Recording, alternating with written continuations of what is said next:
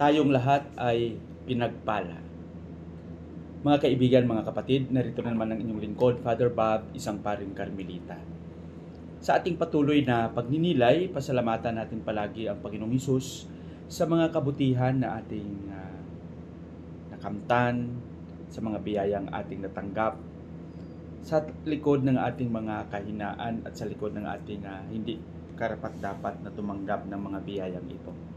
At sa likod naman ng mga kahinaang ito, hindi tayo pinabayaan ng Panginoon. Amen? Ngayon ay araw ng Sabado. Nasa ika-21 araw na tayo sa buwan ng Disyembre at malapit ng ipagdiriwang na natin ang kapistahan ng kapanganakan ng ating Panginoong Hesus na ating tagapagligtas. At nasa ika-7 araw na tayo sa pagdiriwang ng taunang Misa de Gallo at Simbang Gabi. Sana maging masigasig at mabunga ang lahat ng ating mga sakripisyo, lahat ng ating mga ginagawa. Sa araw na ito, tingnan natin kung ano ang pinakamagandang mensahe na gustong ipaabot ng ating mga pagbasa, lalong-lalo na ng ating Ebanghelyo. Sa araw na ito, ang ating Ebanghelyo ay babahagi sa ating San Lucas, Kapitulo 1, versikulo 39 hanggang 45. Dito, nakita at napansin natin na isinalaysay sa ating Ebanghelyo yung pagbisita ng ating mahal na Birhen Maria sa kanyang pinsan na si Elizabeth, si Isabel. At napakalayong lugar ito, no? Mula sa Nazareth hanggang sa Judea, malayo. Noong unang panahon, walang sasakyan. Ngunit, talagang naghanap ng paraan si Maria upang bumisita. At hindi lang bumisita, na natili pa ng mga ilang araw sa bahay ng kanyang pinsan. Ngunit nakatawag pansin itong pangyayari na nang magsalubong ang dalawa at binati ni Maria ang kanyang pinsan na si Elizabeth, talagang gumalaw ang bata sa sinapupunan ni Elizabeth sa tuwa. At sabi pa sa Ebanghelyo, si Elizabeth, nang marinig niya ang pagbati ng kanyang pinsan, siya ay napuno ng Espiritu Santo. Ibig sabihin, naroon yung kaligayahan na hindi maunawaan.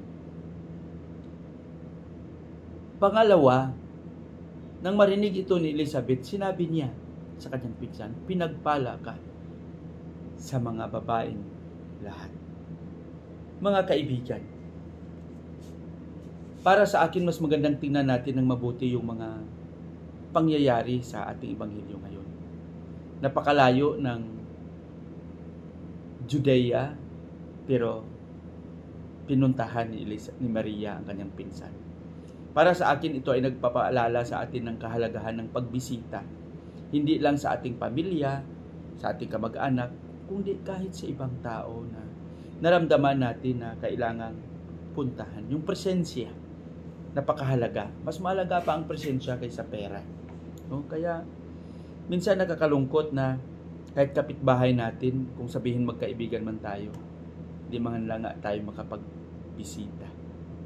Alam mo, si Elizabeth na puno ng Espiritu Santo, tuwang-tuwa siya. Sino lang ba ang hindi matutuwa kung tayo ay binibisitahan? Amen? Pangalawa, yung kahalagahan ng pagtanggap ng biyaya. At ang biyayang ito ay ibinahagi at ipinadarama rin sa iba.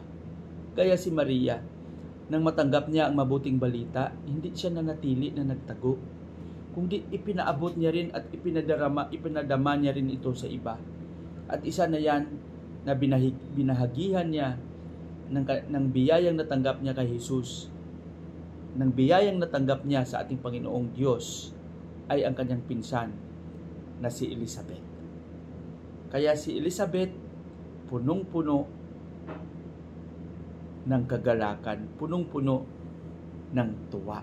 Kaya sabi niya, pinagpala ka.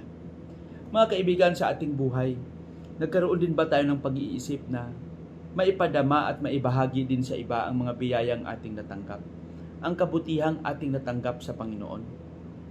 Kung tayo ay naisip natin na pinagpala tayo, yung dahilan ng pagpapala na ating natanggap, na ibahagi rin ba natin sa iba? Napakagandang itanong natin yan sa ating sarili. Alam ko lahat tayo ay pinagpala sa iba't ibang paraan, anuman ang ating estado, anuman ang ating ginagawa, saan man tayo naroroon. Sana ang mga pagpapalang ating natanggap ay ingatan natin, pahalagahan natin, at huwag kalimutang ipadama at ibahagi sa ating kapwa, lalong-lalo na sa mga nangangailangan.